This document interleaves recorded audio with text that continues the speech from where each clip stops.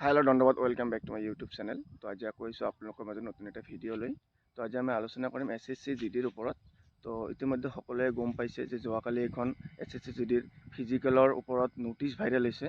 তো সেই নটিচখন অৰিজিনেল হয়নে নহয় তাক লৈ সকলোৱে আলোচনা কৰি আছে। তো সেইখন চাগে অৰিজিনেলিয়ে হয়, কাৰণ প্ৰতি বছৰে এনেকুৱাই বহুতো নটিচ ভাইৰেল হয়। মিনিমাম ৰিজাল্টৰ পিছত মিনিমাম 15-20খন নটিচ ভাইৰেল হ'ব। তাৰ ভিতৰত এখন নটিচ অৰিজিনেল হয়।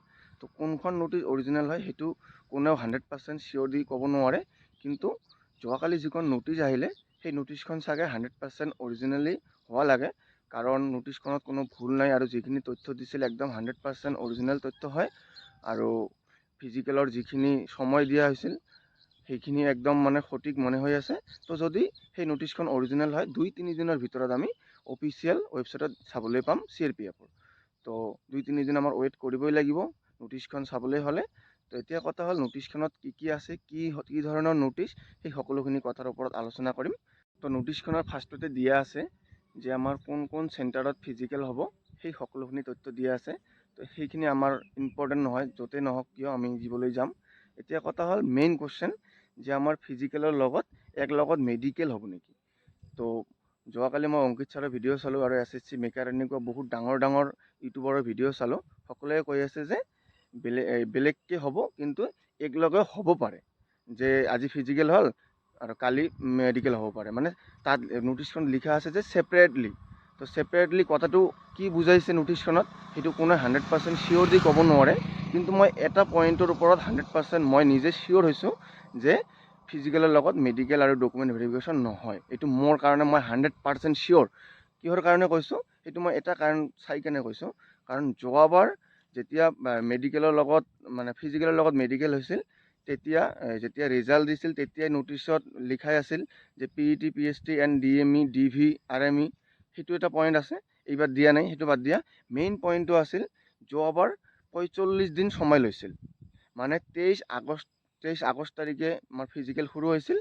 23 আগষ্ট ইফালে 7 দিন গৈছিল, আৰু ছেপ্টেম্বৰ মাহতো পূৰা গৈছিল, আৰু অক্টোবৰ মাহৰ 8-9 তাৰিখলৈকে ইণ্টাৰভিউ চলি আছিল ফিজিকেল মেডিকেল। তো মিনিমাম 45 দিন সময় লৈছিল দুটা একেলগে কৰাৰ কাৰণে। আৰু এইবাৰ অকল 21 দিন সময়, নটিচখন হিচাপত 21 দিন সময়ৰ ভিতৰত ফিজিকেল মেডিকেল হোৱাৰ কথা। কিন্তু এইটো 21 দিনত এতিয়াও সম্ভৱ নহয় যে মেডিকেল একেলগে কৰাব। 21 দিনত অকল সম্ভৱ যে ফিজিকেলটোৱেই কৰাব, আৰু ছেপাৰেটলি লিখা আছে, এইটো ছেপাৰেটলিয়ে হ'ব। মোৰ মতে 100% চিয়'ৰ মই যে মেডিকেল বেলেগকৈ হ'ব। এইটো টেনশ্যন কৰিব নালাগে। তুমি অকল ফিজিকেলৰ প্ৰিপাৰেশ্যন একদম ভালকৈ যি জান লগাই দিয়া, কাৰণ ইমান কষ্টকৈ আহিছে। ফিজিকেলটো পাছ ক্লিয়াৰ কৰি আহা, মেডিকেলটো পিছৰ কথা। যদি ৰিজাল্টত নাম আহিছে, যদি তোমাৰ শ্বৰ্ট লিষ্টত নাম আহিছে, তেনেহ'লে তুমি ফিজিকেলৰ প্ৰিপাৰেশ্যন একদম যি জান লগাই দি কৰা। তুমি ফিজিকেল পাছ কৰি আহা, পিছৰটো পিছত চাম। তো এতিয়া নেক্সট আমাৰ নটিচখনত কি আছে সেইটো কৈ আছোঁ। তো আমাৰ গোটেই ভাৰতত 30টা চেণ্টাৰ হ'ব, তাৰ ভিতৰত ফিজিকেল হ'ব। আৰু 30টা চেণ্টাৰত প্ৰতিটো চেণ্টাৰতে এদিনত 1500কৈ ষ্টুডেণ্ট মাতিছে। তো 1500 ষ্টুডেণ্ট এদিনত মেডিকেল কেতিয়াও কৰিব সম্ভৱ নহয়, অকল ফিজিকেলে হ'ব। কাৰণ যোৱাবাৰ মিনিমাম 300 না 400 মান মাতিছে এটাকে চেণ্টাৰত দিনত। কাৰণ আমি যেতিয়া দৌৰিছিলোঁ, দুটা গ্ৰুপ হৈছিল, দুটা গ্ৰুপত 50-60 জন কৰি দিছিল, আৰু এবচেণ্ট থাকে। তো হাইট চেষ্টত ওলাই যায়। তো মিনিমাম 400-500 মান চাগে মাতিছে, আৰু 500ৰ ওপৰত কেতিয়াও মাতা নাই যোৱাবাৰ। তো একলগত হ'লে ইমান ষ্টুডেণ্ট কেতিয়াও নামাতে, তো সেইকাৰণে একলগত নহয়, সেইটোৱে আৰু। তো এইখিনিয়ে আৰু নটিচত বেলেগ একো নাই, অকল এতিয়া ফিজিকেলৰ কথা আছে। তো আমাৰ যোৱাবাৰৰ তুলনাত এইবাৰ ফিজিকেলটো অলপ হাৰ্ড হ'ব, কাৰণ যোৱাবাৰ আমাৰ যেতিয়া ফিজিকেল ষ্টাৰ্ট হৈছিল একদম ৰাতিপুৱা 4টাৰ পৰা 6টাৰ ভিতৰত ফিজিকেল চেছ কৰি দিছিল প্ৰতিটো চেণ্টাৰতে। তো এইবাৰ কিন্তু এইটো নহ'ব, কাৰণ এইবাৰ 1500 ষ্টুডেণ্ট মাতিব। গোটেই দিনটো ফিজিকেল হ'ব পাৰে, কেতিয়াবা সন্ধিয়া বা ৰাতিপুৱা হ'ব পাৰে, আৰু নহ'লে গোটেই দিন চলিব পাৰে ফিজিকেল। কাৰণ 1500 মানুহ ফিজিকেল কৰাটো ইমানো ধেমালি নহয়। সেইকাৰণে কেতিয়া পৰে তোমাৰ কোনো গেৰাণ্টি নাই। ৰ'দতো পৰিব পাৰে, বৰষুণতো পৰিব পাৰে, কোনো চিয়'ৰ নাই কেতিয়া হয়। আৰু নতুন এটা ছিষ্টেম লৈ আহিছে এইবাৰ বোলে RFID। তো RFIDৰ জৰিয়তে হ'ব। ইমান দিন আমাৰ SSC GDত অকল সিহঁতে টাইম চাইছিল আৰু ৰানিং ষ্টাৰ্ট কৰি দিছিল। যেতিয়া টাইম শেষ হৈছিল সিহঁতে ইয়াতে কৈ দিছিল। এতিয়া এইটো ছিষ্টেম নহয়, ডাইৰেক্ট তোমাৰ GPS নহয়, ষ্টপৱাচ লগাই দিব। তোমাৰ নিজৰ বডিত এখন সৰু এটা চিপ চিষ্টেম হেৰি থাকিব। তো সেইটোৰ জৰিয়তে তোমাৰ টাইম কম্পিউটাৰে কাউণ্ট কৰিব।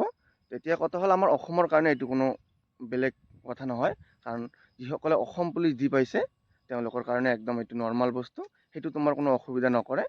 তো যদি RFIDৰ মানে বিষয়ে কোনোবাই জানিব বিচাৰে, ডাইৰেক্ট অসম পুলিচ যোনে দিছে তাক সুধিলে হ'ল যে ভাই অসম পুলিচৰ ইণ্টাৰভিউবিলাক ৰানিঙৰ টাইম কেনেকৈ চাই, সুধিলে হৈ গ'ল। মানে আমাৰ অসমৰ কাৰণে RFID কোনো নতুন বস্তু নহয়, আমি দি পাইছোঁ সকলোৱে। বা যদি কোনোবাই দিয়া নাই তো ওচৰে পাঁজৰে বহুত আছে অসম পুলিচ দিয়া, কাৰোবাৰ পৰা শুনি ল'বা কেনেকৈ ৰানিংটো হয়। তো এইটোৱে আৰু এইটো এটা সৰু ভিডিঅ' আছিল। তো ভিডিঅ'খন কেনে লাগিছে, ভাল লাগিলে লাইক কমেণ্ট শ্বেয়াৰ আৰু ছাবস্ক্ৰাইব কৰি দিব।